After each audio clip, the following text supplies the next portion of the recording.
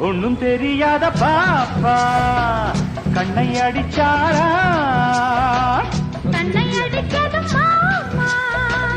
கைய பிடிச்சானா சின்ன பொண்ணு பாவம் சொல்ல சொல்ல தாபம் துள்ளி துள்ளி குதிச்சாளாம் ஒண்ணும் தெரியாத பாப்பா கண்ணை அடிச்சாளா கண்ணை அடிச்சது மாமா கைய பிடிச்சானாம்